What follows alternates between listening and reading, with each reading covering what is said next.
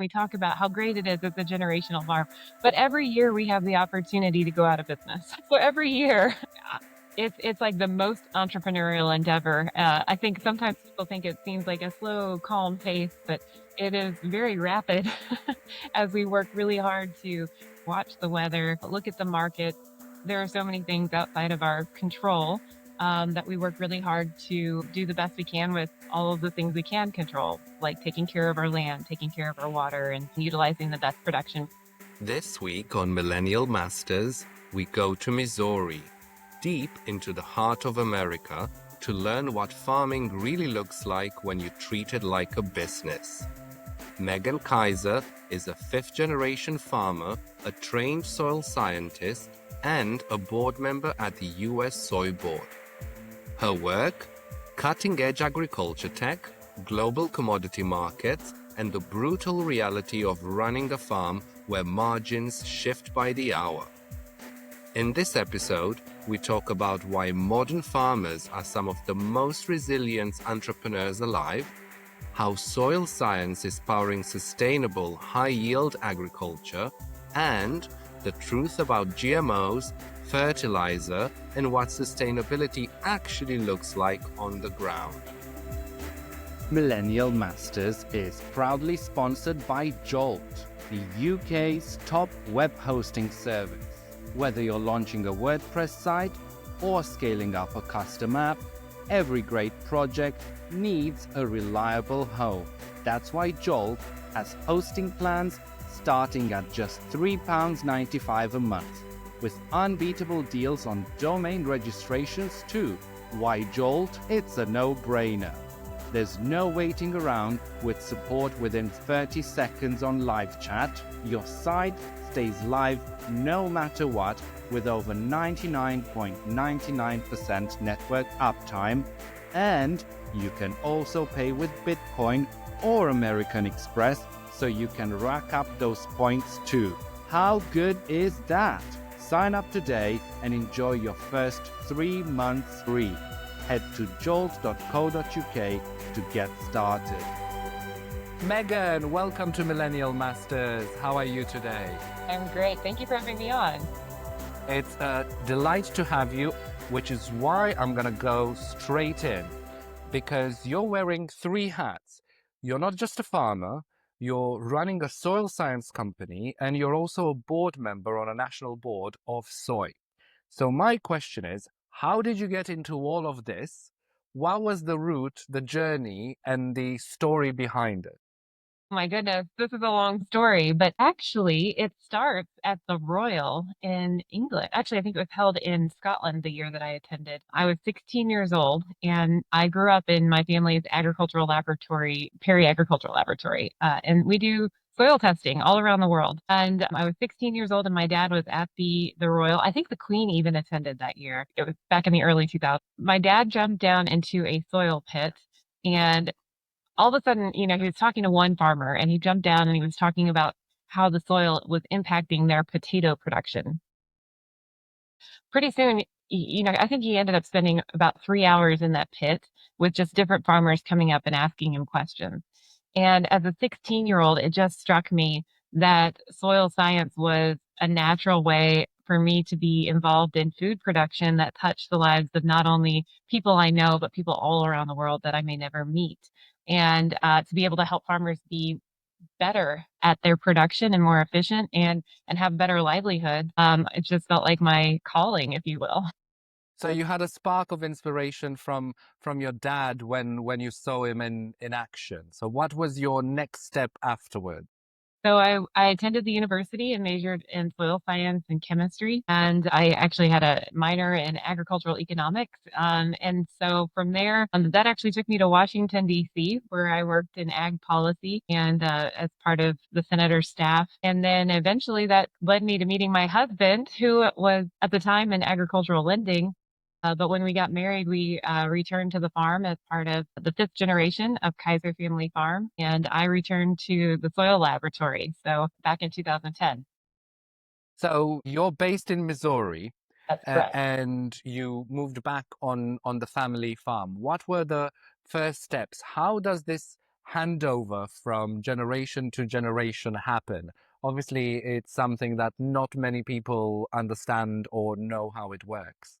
Well, I think it works very differently for every family. We've been very blessed. For 15 years, we've been able to work with our parents, both on the farm and in the laboratory.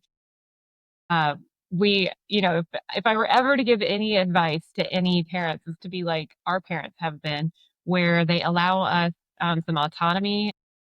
It's really working side by side rather than trying to do everything the way we've always done it. And we have learned so much. We've enjoyed the experience. Our children have grown up getting to see both grandparents and be involved in the daily operations of both family businesses, but it's all agriculture all the time. You haven't really escaped it, even though you went into science. So, was the science laboratory as well a new endeavor on the farm, or was it also taking it over from the family business? So that's my family side, is actually the laboratory. So my dad's a biochemist and I grew up in the laboratory. I joke I was a lab baby, but I don't mean it that way. We um, get the drift.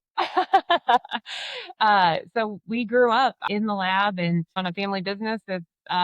It's nights and weekends as much as daily operating hours. And so we grew up in agriculture. When I was 11 years old, my dad put one of the first GPSs on a mobile GPS on my go-kart, and that was my first introduction to precision agriculture. And then my husband grew up on a row crop production farm of corn and soybeans, and so that's the farm that we joined, and now we're the fifth generation raising the sixth. And we're the second generation in our family laboratory. That's quite a journey. So I'm hoping we can unpack that one because there's um, there's possibly a misconception, like you said, the fifth generation family business. Most people don't think agriculture is entrepreneurial, but what are they missing? What's the difference and what's the reality in running a farm as a business?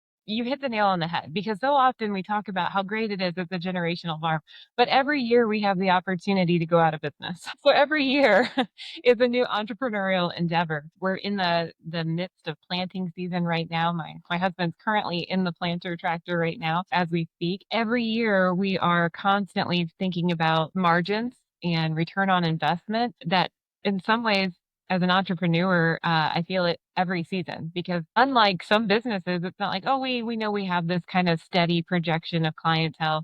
I mean, if you look at right now, our markets are bouncing all over the place. The seed that we plant today, who we sell it to could vastly change by the time we harvest in September and October.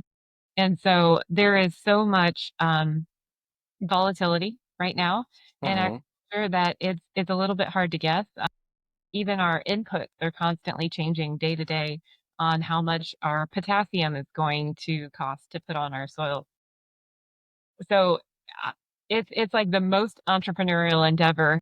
I think sometimes people think it seems like a slow, calm pace, but it is very rapid as we work really hard to kind of guess the weather, watch the weather, look at the market.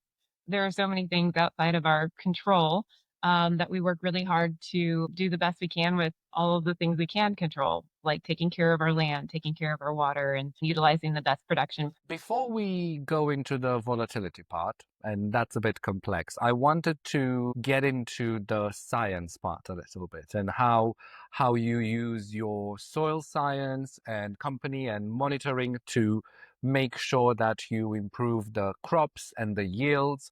And I know before we did this interview, we had a bit of a discussion about it, but I want to give our viewers and listeners a taste of what does soil science actually mean on an actual farm? Yeah. Soil science is similar to running a blood test in human health. And it's basically giving us the profile of everything from calcium, magnesium, potassium, down to the micronutrients of zinc, iron, manganese. All of these sound familiar to us because we know that when we have these micronutrients in our bodies, that we have a stronger immune system. Oftentimes, if you're having a cold or something, they'll tell you, increase your zinc uptake because it boosts your immunity.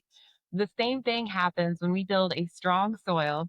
We not only have nutrition in the soil for the plant, but we're also building the structure of the soil by balancing these nutrients like calcium and magnesium. They have these electromagnetic characteristics in the soil that help build pore space. We utilize the root systems of cover crops to also help build that pore space. And why is that important? When I talk about pore space, I'm really talking about the air and the water holding capacity, but that's also the biological holding capacity. And just like in human health, when we have a balanced nutrition and we have the physical activity, so we have the chemistry and the physics, our gut health is better.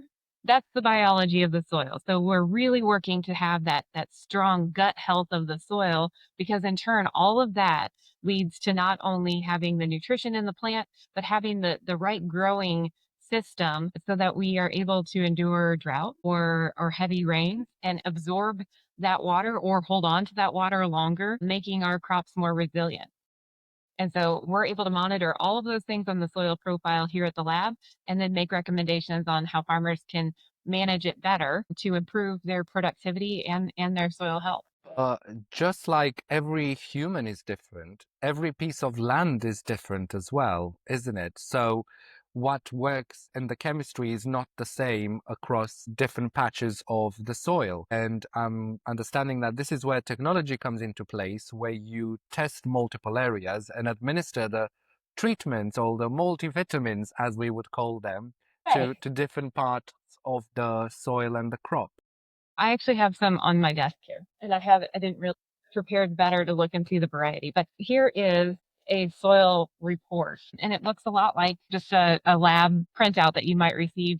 But you know what I noticed when I got some blood work done, I got the reports back, and I thought, I don't know what any of these numbers mean, right? Yeah, but just a simple trick, if you get tests, put them through ChatGPT and it's pretty good at reading them. That's a separate tip. I don't know whether it works for soil, I but don't know. But what we found is knowing what tests you run is really important. So different labs run different tests, or you can request certain tests, etc.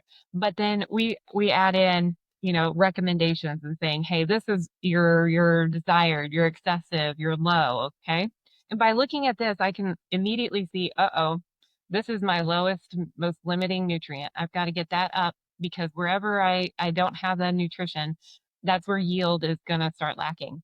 And what's really cool with technology is that I don't know if you can see this. This is just one that I randomly had on my desk. But all of these points is a sample every hectare. yeah. And then we're able to then kind of go in and map and say, okay, at each point, this is the level. And then we can go in and say at each point, this is the recommendation for how we're going to adjust that so that we can bring the soil into balance, that we can stimulate that pore space production and also stimulate that biological activity. And the reason the biological activity is so important, it's not only our gut health and why we feel so good, but it's also the organic matter in the soil where we're able to hold on to carbon. We're able to be more efficient with our nitrogen and sulfur and boron utilization and hold on to leachable elements in the soil rather than having them leach. It it it is an incredible development, and really, I've watched it improve even in the last 15 years that we've been doing it, but in the last 25 years that we've been implementing it in the U.S., the improvements are amazing. We can even take our yield monitor maps from the farm, bring them into the same program, vary our corn yield goals, our soy yield goals. And so all of that leads to putting exactly the right amount in exactly the right spot for the best, most efficient production, the best return on investment, and the best environmental application of our nutrients. So you hit the nail in there with the return on investment then, because that also means that you can adjust the amount of fertilizer and other nutrients you put in the soil, which at the moment can be pretty expensive, if I understand correctly. It always is expensive, but it's very expensive right now, especially what you can afford depends on the price that you're going to receive. And farmers don't have the option to set our price. We are what they call price takers in the marketplace.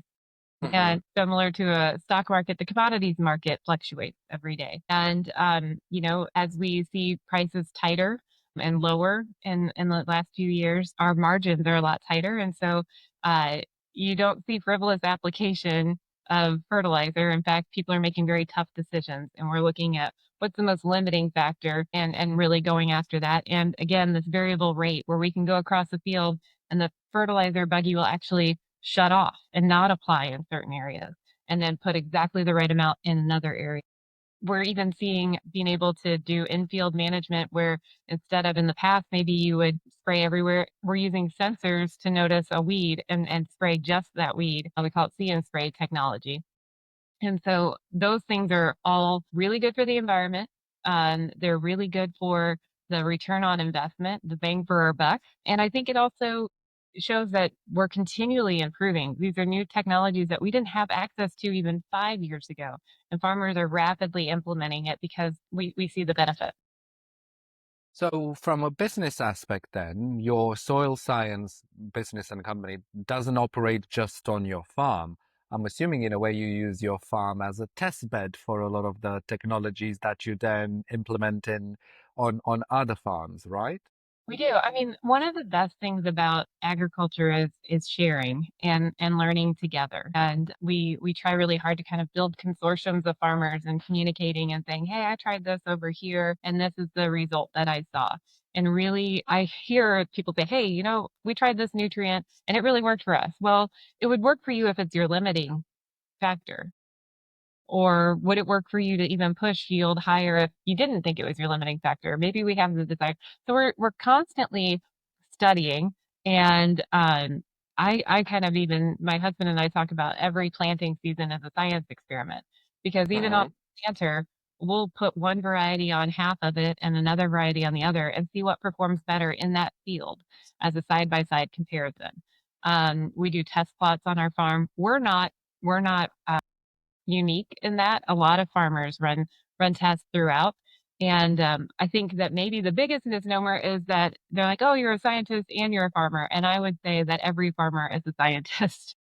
They just are depending on results to get paid at the end of of the day. It's not just purely for research. So, how do you decide which innovations to try and when to stick with what works?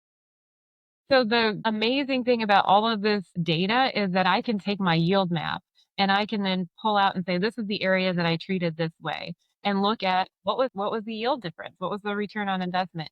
And it's really useful to be able to do that in a field in real life situations. We're not talking about small test plots, but we're talking about this was a 100-hectare field and be able to figure out what worked, what were the varying factors that I can go back and say, hey, all of this area had similar soil profiles, similar calcium, magnesium, but it had different kind of sulfur or it had different phosphorus. And we can kind of start to peel out what made the difference. And then we take all that information and we spend our winter deciding what we're going to do for next year. So the next planting season really starts at harvest when we take all of that data from our yield monitors and we peel out what were the different management aspects that we did and what do we want to replicate and what do we want to stop. You also mentioned that farming is collaborative. You mentioned consortiums, and obviously you are part of a large trade organization, and that's the US Soy Board. And you were also chair of the US Soy Board back in 2022, 2023, and now you're a board member, and you helped shape their strategic plan. So I'm hoping you can start by giving a little primer for, say, a newbie in agriculture, understanding how the commodities markets work. Where does soy come into it? What are its applications besides feeding animals, which a lot of people would think about? And maybe soy milk is becoming now quite popular, at least here in the UK. And how does it work corralling all the soy farmers into an association so that they can benefit from the same developments and knowledge? Well, that's a lot of questions right there. So the first thing is, um, We'll take them one by one. so we'll start with the United Soybean Board and what is it? The United Soybean Board is composed of 77 farmers, farmer directors. We call them farmer leaders from all over the United States, and so all the soy growing regions of the U.S. Meet together to talk about what are investments that we can make on behalf of over 500,000 soybean farmers in the United States. What are the investments we can make that help break down barriers? And that might be anything from improving infrastructure to improving trade relations. It also might be what kind of research can we do that helps us be more efficient and better farmers? Things like we have invested in everything from virus impact to drought tolerance and looking at the genetics that are available to farmers. The thing that I like to focus on the most is when we make an investment at the United Soybean Board is what is it that this board we can do together that I could never do just as Kaiser family farms. That's what are the things that we can be more collaborative about and then really have investment to break those barriers. One of the things that we did was we did the planning and engineering and designing funding. So just like study funding to see what would be the impact if we were able to dredge the lower Mississippi and make sure that we could actually load the ships a little bit heavier of soybeans, and then they could get to the global marketplace more efficiently because they had 5 more feet in the lower Mississippi. And we were able to invest $2 million, which Kaiser Family Farms couldn't do that. But the United farmers collectively were able to invest $2 million, and it was met with a $200 million plus investment from the federal government and the state of Louisiana. And, for 4 years now, we've been able to load ships heavier. That's more environmentally friendly. That's less greenhouse gas emissions per bushel when we're able to be more efficient that way. And at the same time, opening up doors into the global marketplace. And so we try to replicate that kind of work that is very meaningful and big picture. I love that it is farmer led and farmer driven. We take it very seriously that we're representing all of our farmers at home that are saying, hey, what are my checkoff dollars doing? Because every farmer in the United States that when they sell their soybeans, 1% of their sale price goes to the checkoff and then is split between their local checkoff and then the national board. And so we are working together to figure out the best usage. What was the next part of that? A primer on the global commodities market and soy. I think that's especially as that's a big part of your role, and that's also most of the soy you currently grow and produce going to. Yeah, so the global marketplace is our marketplace. Most of our soybeans are exported out of the United States. In fact, it's one of the largest exports of the United States is agricultural goods, and soy and corn are a big part of that. I don't know if I can explain the grain markets to anybody, but at the end of the day, it works very similar to a stock exchange. It's a commodity exchange. We watch the prices every day. Some of the ways that we can buffer ourselves from changes is that we've built on-farm storage so that we can hold on to our own grain a little bit longer before we sell it to kind of see what the markets are going to do. That makes us a little bit more resilient. The hardest thing to understand, I think, for a lot of people outside of agriculture is we grow something and we sell something, but we don't get to set our price. We don't have, in general, most commodities are not direct marketed. So I can't say, you're going to have to pay me this when I harvest. But you have a baseline, I guess, by being able to see on the market. But are the differences that big, or they compound when you're talking about large quantities? Yeah, they compound pretty quickly. We planted one year with soybeans at $13, and when we harvested, they were at $10. That doesn't sound like a big difference, but when you multiply it out by thousands of bushels, it adds Yeah. up pretty quickly. And so those kind of fluctuations, and everybody's watching the commodities market. So the folks that sell us our inputs like fertilizer, our equipment, like our tractors and combines, those are kind of fixed costs over multiple years it's like buying a car. Our combines can be upwards of $1 million. And so that cost has to be spread out over several years. And when you have a volatile market, it makes it more complicated. So you find that farmers tend to be a little bit more conservative and careful about every penny because you just got to buffer yourself a little bit from the volatility. So the ways that the board tries to address how do we fix that the best way is to build a constant stream of demand.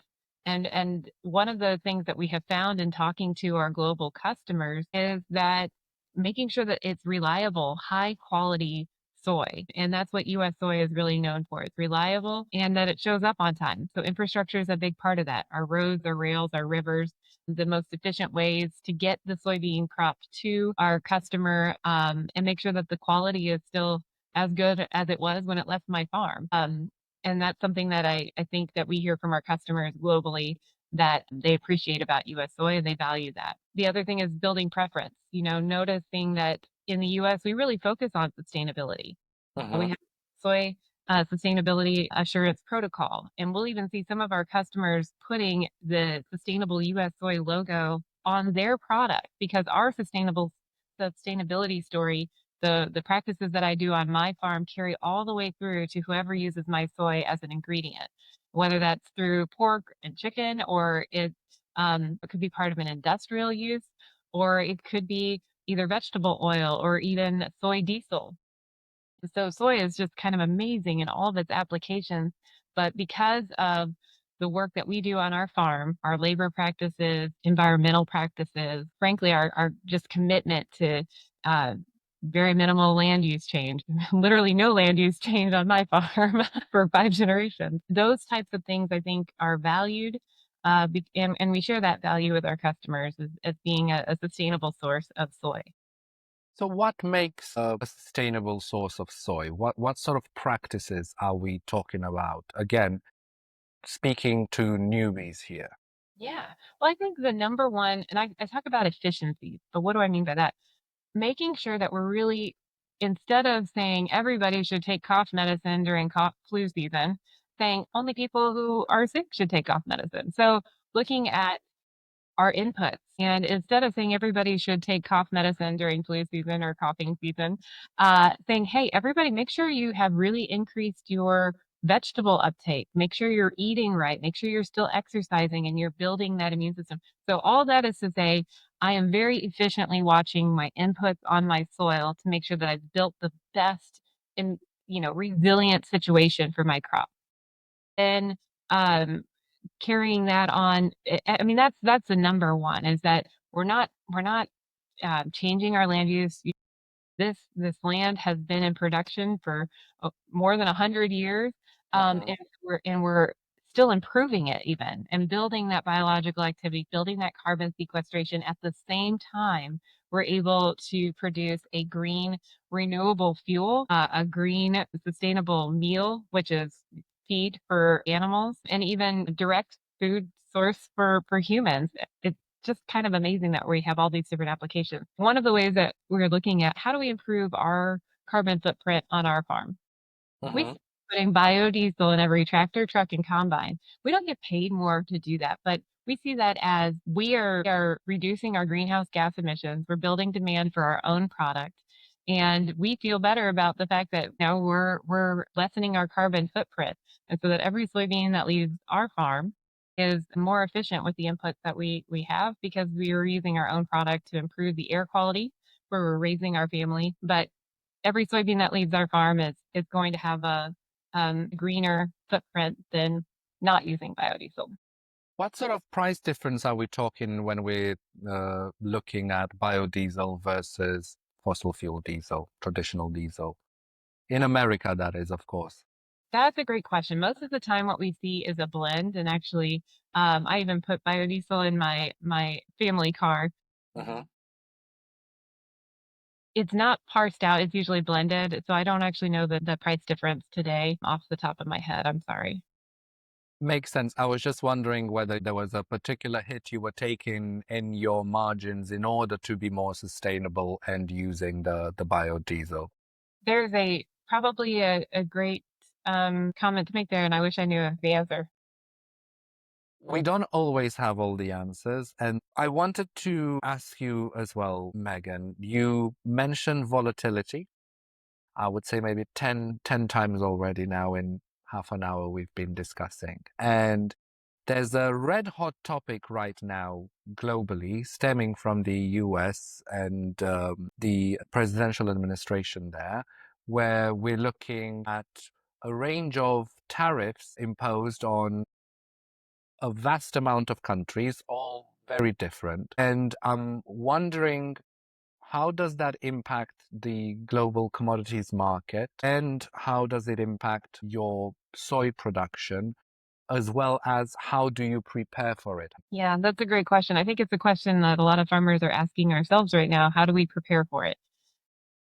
The number one way is that we continue to talk about are the trade relationships that we have built farmer to farmer. It was fortunate enough to go visit one of the programs that we work on in Cambodia, where we have worked with aquaculture producers who in the past might use maybe kind of the waste left over after aquaculture production, then that was used as fish food. And we have been able to help them say, hey, you know what? That's probably not the cleanest and most nutritious way to feed the fish. Let's try soy. And so utilizing soy feed in aquaculture production and even formulating it so that it's floating, so that they're getting clean food on the surface Mhm. in the airflow. They saw that the mortality rates were significantly better in their production and that they were producing basically healthier fish. And at the end of the day, that's healthier food for those who consume it. And I love that kind of model to talk about how it was U.S. soybean farmers really increasing demand for U.S. soy at the same time as improving a local food system, building sustainability by not overfishing the oceans, but having a rejuvenated farming source in their local economy. By this family had a stronger income now because of their fish production, and then their neighbor had a fish processing center now. And I love that kind of work when we talk about how we are feeding the world. This was a very tangible experience and example of how US soy, we're not just like shipping soy and having people eat it and flooding markets. We're actually building demand for our product in areas that need more nutritious food, need more protein, and utilizing it in a way that their entire culture is built around really eating fish. And so that's the kind of work that I think as we continue to do that, I think that is the baseline. That is the resiliency factor. We'll continue to work on trade relationships, farmer to farmer, and saying, hey, we're going to send you high quality US soy. There are other things outside of our control, but if we can continue to produce the best crop that we can, things are so volatile. I can't predict today in April what the market's going to look like or what the world's going to look like in October. But that's not foreign to farmers. That's how it always is. We also can't turn on a head. Our option is to plant or not plant. So we kind of look at it as, all right, what are the opportunities if more of this is going to need to be absorbed in the U.S.? What are the opportunities here to process the soy here in the U.S. to animal production? Maybe we're going to export more meat and produce it here at home. Those types of things don't happen overnight. So we're looking at long range. What kind of infrastructure do we need to be investing in? What are the gaps? And in some ways, our board is just looking at here's the gap. And that information to help other people make better decisions about how to utilize US soy. And so we're kind of coming at it from different facets. The other thing is we're looking at different uses. Perhaps if our holding export was the former model and we're not shipping that way anymore, we're going to have crush capacity here. We're going to utilize it as renewable diesel would be a great use. So we're kind of having conversations on all fronts of saying, hey, we can fit in as a drop-in replacement in many facets that still continues to solve many of the things that the world is concerned about. But the European Union and Great Britain, those are big trading partners of ours. And we as farmers want to continue to have our soy utilized in those markets. So we continue to see, hey, what is it that our customers want from us, and what's the best way to make sure we can deliver on it? Speaking about the European Union and the UK, there's quite a big difference in the agricultural model between here and there, and that's GMO. If there's one thing the EU and the UK keep on saying no to is GMO produce. But you grow both, right? What's the difference? Everything on our farm is actually GM, but we work with clients that have both GM, non-GM agricultural production. I think that the one thing that we can always say is that we're the provider of choice. If the market indicates more people want non-GM, then we'll produce that. Right now, we hear these conversations, but the market doesn't actually indicate that as far as purchasing power and decisions made at the grocery store. But there's the choice for it is out there. And I think that some farmers are taking advantage of that direct market where they can say, hey, I'm going to produce everything non-GM and then I can directly market. That's an opportunity. And I think that's good that it's providing what customers want. I also think that there's a lot of advantages that, especially as we talk about, we're mainly an ingredient to animal feed as our number one consumer of Mhm. US. Another big driver of US soy is fuel. And so we kind of separate that out. We have the oil side and the meal side all in the one tiny bean. But when we crush it, we were able to separate it. I don't know if people are as concerned about their fuel being GM free. They're not ingesting it, I guess. So I don't think that that's a concern. Correct. Yeah. Yeah. And so I do think that the genetics that we implement on our farm, they make us more resilient to things like drought. And so in years past, we might have had almost a complete loss, but with our drought resistant genetics, we were able to kind of find that trigger within the soybean code that helped us be able to be more efficient with water usage and kind of hold steady until water became available again. I think that's really important as it makes us more resilient to climate change. And if we recognize that a climate has a huge impact on agricultural production worldwide, then it makes sense to be more concerned about being resilient to both drought and flood conditions. And I think that GM is that's one of the areas that I think is very helpful. So would you say that Europe is missing a trick by opposing GM produce? I think it's really important for people to make their own choices and be informed, but make their own choices. I also think it's really important to let other people make their choices and not, I don't have to make them for them. Maybe that's just my little, I like to not impose views on other folks, and I don't necessarily love having views imposed on me. I like to think things through and understand that there's pros and cons to any decision that you make. And so we just look for what is it that you want to buy? I bet there will be a farmer that is willing to produce it in the manner that you would like to buy it. As a mother and as a scientist as well, what are the choices you make for your family when it comes to GM produce? That's such a great question. My youngest is 4 years old, and my oldest is actually he'll be 10 in a couple of weeks here. But um, I remember reading I call them the mommy blogs, but when you're pregnant with your first child, you're kind of like checking out what size produce the baby is every week, and you're looking at, oh, eat this, not that. And that was the most confusing part for me is knowing what I know about food production. And I believed everything else on these mommy blogs except when it came to what to eat. And then even after the baby was born, what can the baby eat and what's best and and I think sometimes we're too hard on each other. I remember going to a dietitian's conference and they said one of the scariest things to them is that they would have a cancer patient who wouldn't eat vegetables and fruit unless they were organic, but they couldn't afford organic. And that just scared me because that's when our conceptions about what is nutrition gets in the way of actual science and nutrition. And so they were seeing some folks who it didn't need to be organic to still get the nutrition that they needed as a cancer patient. But they were so afraid to eat anything that wasn't because of what they had read. That's where it gets a little bit scary to me. But if I'm correct, the science doesn't support the anti-GM argument. I would agree. Yeah. But Uh, you know, yeah, mindset versus science. Science doesn't always win, and we know that from many other parts of our lives.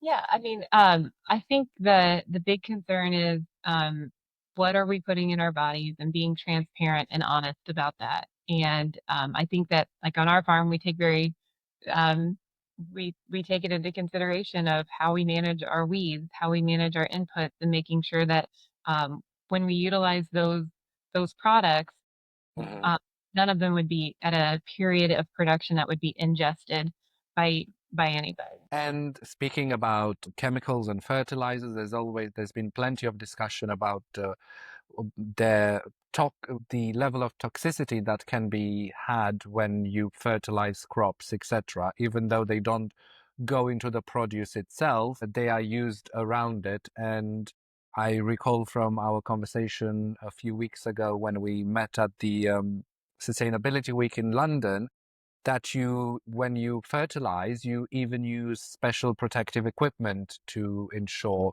that nothing gets cross-contaminated, right? Yeah, so when we fertilize, we're actually fertilizing in the fall after we harvest. And so we're putting on potassium and phosphorus. In the spring, we'll put on nitrogen. And, anything in a very concentrated form, almost anything, can be harmful.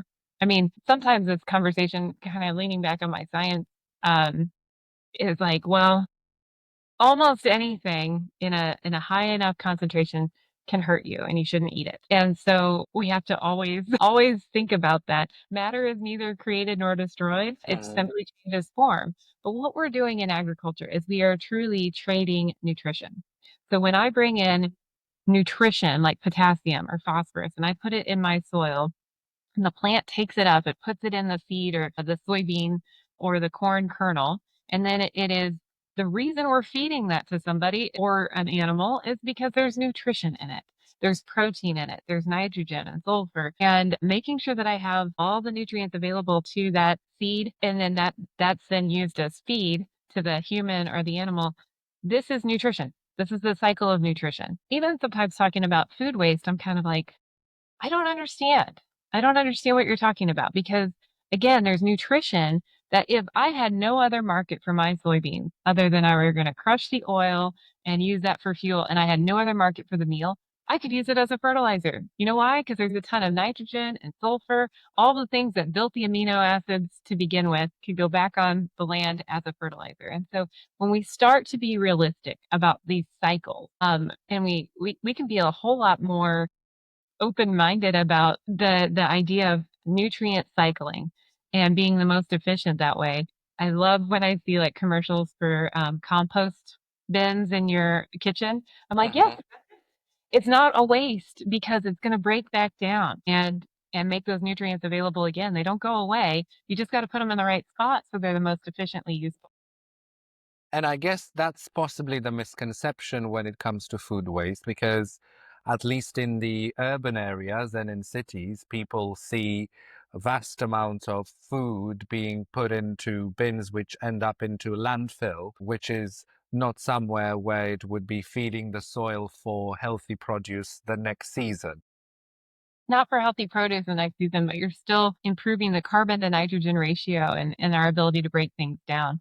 I mean, the way that I would view landfills is what's the number one thing I picture in my mind at landfills is usually plastic.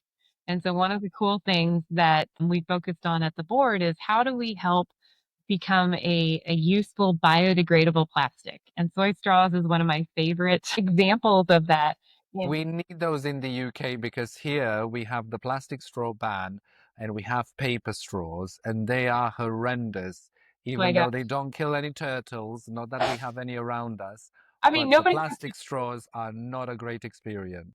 yeah, I mean, I always tell folks, if you've ever had a toddler with a smoothie and a paper straw, you know exactly how catastrophic it can be to your back seat. And so I actually carry our soy straws with us everywhere because the really cool thing about the formulation with soybean oil is that it doesn't biodegrade in your mouth or in your cup, as I've experienced with some alternative straws, but it does biodegrade after about 90 days in or rain or outside. And so I think there is so much we could do with that type of formulation if we really focused on biodegradable plastic. And then you could put your food in with those soy straws and it would break down so quickly because of the biological activity being stimulated by that carbon to nitrogen ratio. And you would have very, very small landfills very quickly. Those are some of the things that, again, I see a huge potential for soybean to be an answer as a drop-in replacement where I don't have to change my life significantly. I'm just the soy biodegradable straw as a drop-in replacement. And we don't notice anything different in our daily life, but at the end of the use of that straw, it's not having a long-term impact on the earth. So, with that in mind, many assume that, in a way, kind of like big agriculture, which arguably you are part of trading on a global commodities market, is at odds with sustainability, but you are saying that it's totally the opposite because sustainability serves you to improve your yields and become a better farmer. Exactly right. I think that, uh, well, first off, I think when we talk about big agriculture, I think we have a decent sized farm. I think we have, large equipment, etc. We're a family farm. 97% of the U.S. Farms are family owned and operated. So, um, sometimes I'm a little bit taken aback because there are some economies of scale that are actually more sustainable and more efficient because of our size. We're kind of a medium-sized farm in the US. We're about 2,000 hectares. And that sounds really big in the UK. Compared to the UK or Europe, yes. Yeah, but we're a big country too. There's a lot more space in it. Understandably, I just wanted you to make that point. Yes, yes. We're a large, vast country with uh a lot of different climates too. And that makes us pretty resilient and reliable as a country for exporting soy. So I think that's kind of the beauty that of the work that I've seen from the United Soybean Board is really connecting people. At the end of the day, we're providing food, we're providing nutrition, and that's a very personal thing actually. Our dinner at night with our families, the fact that our family gets to be a part of that in any way is really exciting to me.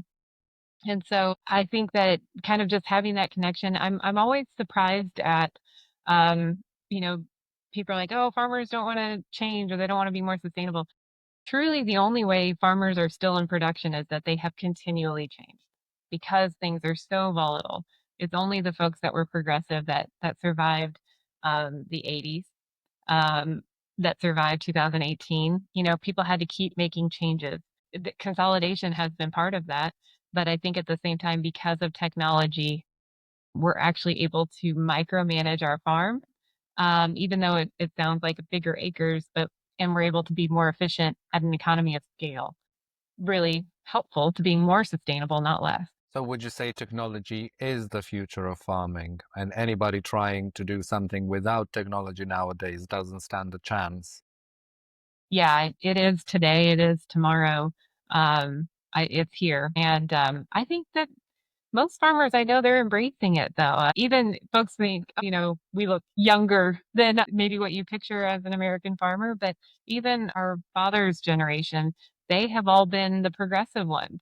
And that's why they were in business. And then especially when you see millennials or Gen Zs looking at agriculture, the technology is the exciting part. And you'll see folks really monitoring their fields, like a medical record as much as a soil report. And I think it's given us a wonderful tool to manage and make better data-driven decisions. And just like any industry at all, the better you can measure it, the better you can manage it. And that ladders up to sustainability. You mentioned incoming generation, the millennial generation, which is now coming to a point where they're starting families and they're looking for maybe alternative lifestyles outside of the pressures and hustle and bustle of corporate life, even though you clearly made the point that there are pressures in agriculture and farming, and it's all a big experiment and it's not just a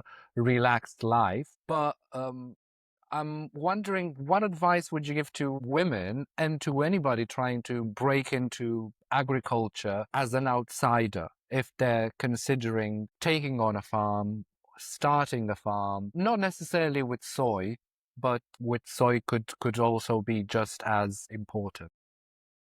I think the number one thing that I hear is that there might be this conception, but you're welcome here.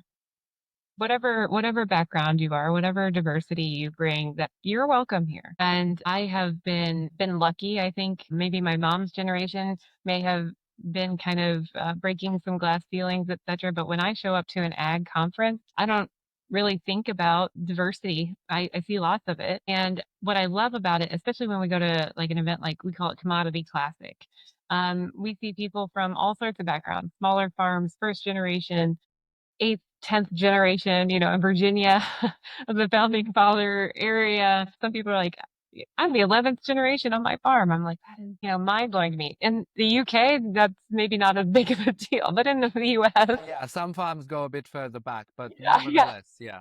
you guys have been doing it for a while. But I think that, don't let your fear of that keep you from anything. That it might be most surprising who will mentor you and who will share ideas or help you or give you advice. It's kind of one of those weird things. I don't feel like I am in a position to give advice to people because I feel like I'm learning every day. I always think that somebody has all the answers and they're the ones who should give the advice. But the biggest thing is asking questions and being collaborative, and knowing that I really do feel like the agricultural community is very welcoming. I've experienced that taking the time to learn and being open minded about really observing what works and what doesn't. That's the key to agriculture is um, leaving your conceptions behind, but really observing what works in the field and what works on your land. That will make you a better farmer. You mentioned mentoring, saying that it's essential and being part of the community. So I'm wondering who has shaped your journey most and how are you paying it forward?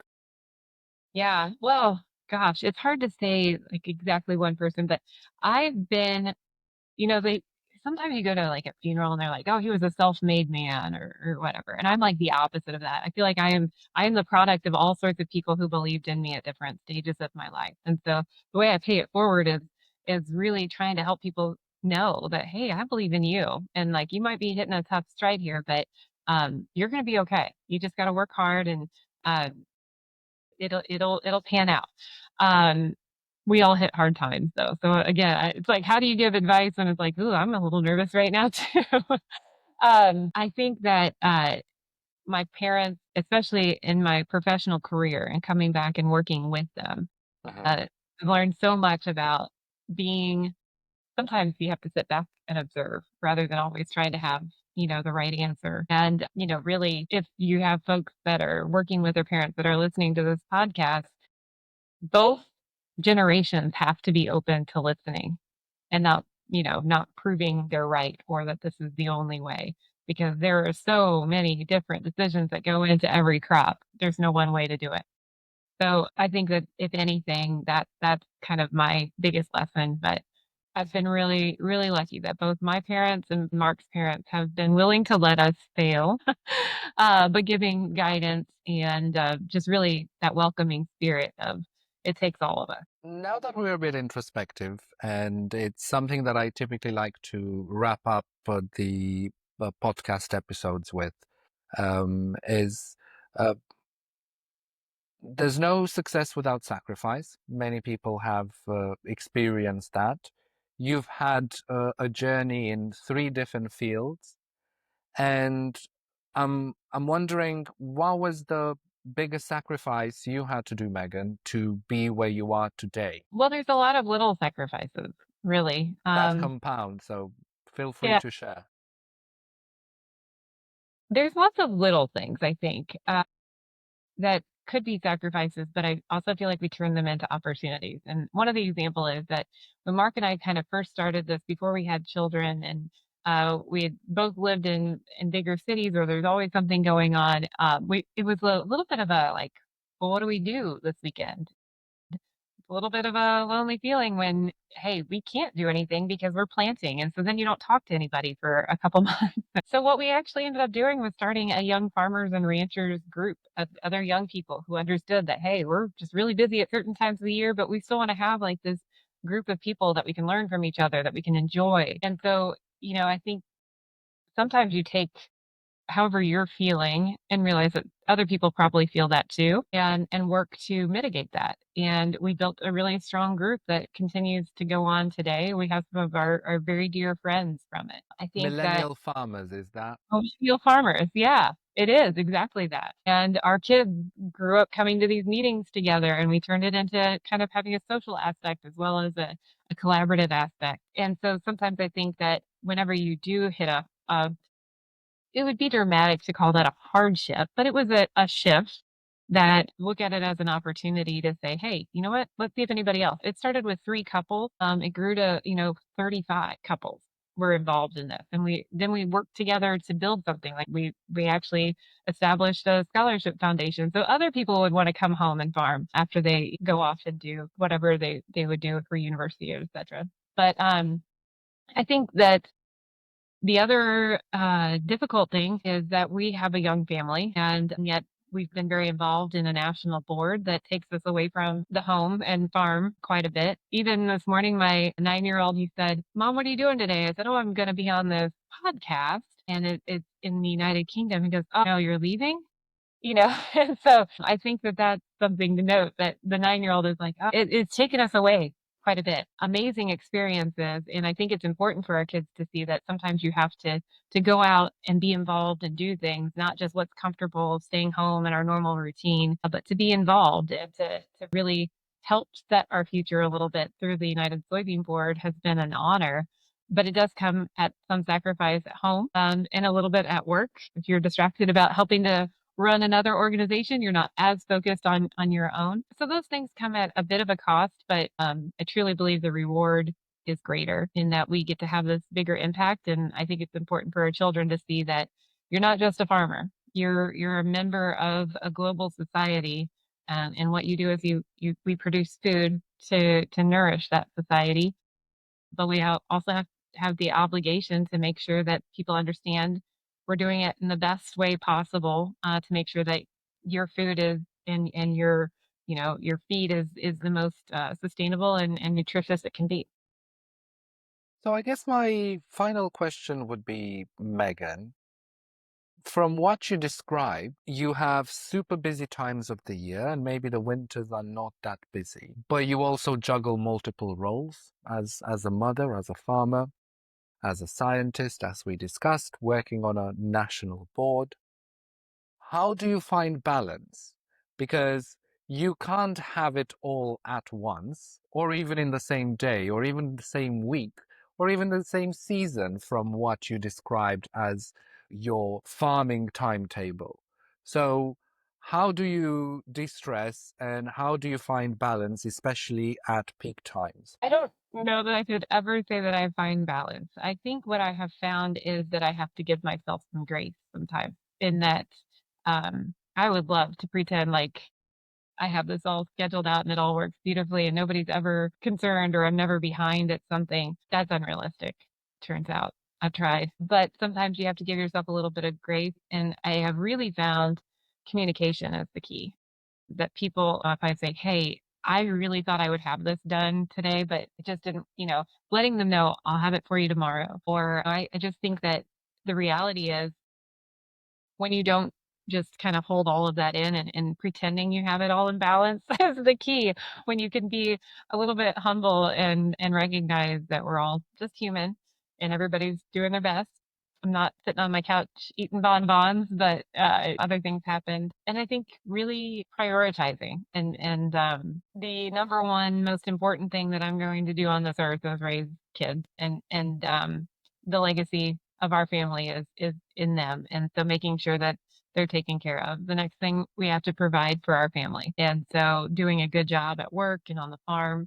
And then when I look in the really long term, we want to leave everything better than we got here. And so we're in a unique position in agriculture that is very tangible when we look at our land and we look at our water quality and our air quality, that we have a direct impact that we can make. We kind of just keep all of those things. If we're hitting the big pictures, sometimes we'll fail a little bit within the day. But if we're keeping the big picture in focus, then it tends to be everything else can kind of fall in line. So I think prioritizing helps a lot. I love that perspective and the honesty as well, and being real about how life really is. And I guess it's not that much different to how other people experience it, but hearing it that others are having the same challenges and how they're overcoming it is always a growing and learning opportunity. So thank you so much, Megan, for joining Millennial Masters and sharing your story, your journey, and your learning so far. Thank you so much for having me on. I've really enjoyed getting to know you a bit here in these last few weeks, and I look forward to becoming a follower of your work. Thanks for sticking till the end for another great episode of Millennial Masters. But don't keep this to yourself. Please share the wisdom with someone else. And it will also help me spread the word. Don't miss out on my book club and extra features. Get them in your inbox every week. Simply subscribe on millennialmasters.net. Catch you next week.